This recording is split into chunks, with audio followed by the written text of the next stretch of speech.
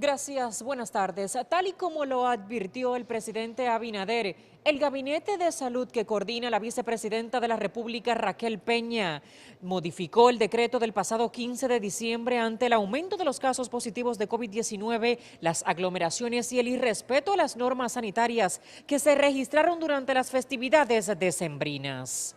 Con las nuevas normas, además de que quedó eliminada la gracia de libre circulación que había otorgado el gobierno este 31 de diciembre de 7 de la noche a 1 de la mañana, el toque de queda de este último día del año será a partir de las 7 de la noche. Las autoridades establecieron también que desde el día 1 de enero hasta el 10 del mismo mes, el toque de queda será desde las 5 de la tarde hasta las 5 de la mañana con 2 horas de libre tránsito.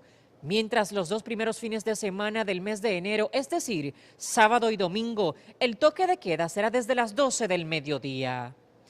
Se establece que empleados o contratistas de restaurantes, farmacias o colmados que brinden servicios a domicilio de alimentos cocidos, crudos o medicamentos tendrán permiso para circular hasta las 12 de la noche.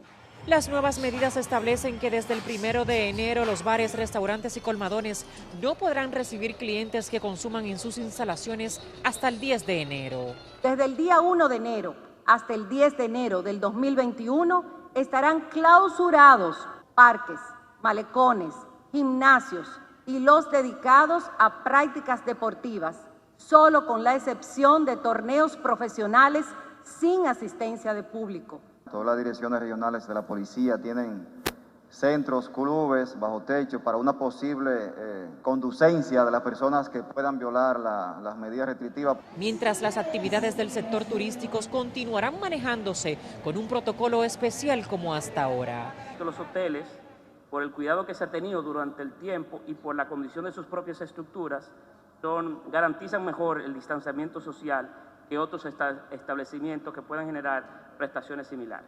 El nuevo decreto mantiene la libertad de circulación durante el horario del toque de queda para el personal sanitario, la seguridad privada, miembros de la prensa, entre otros. Es la información que tengo por el momento. Yo retorno con ustedes.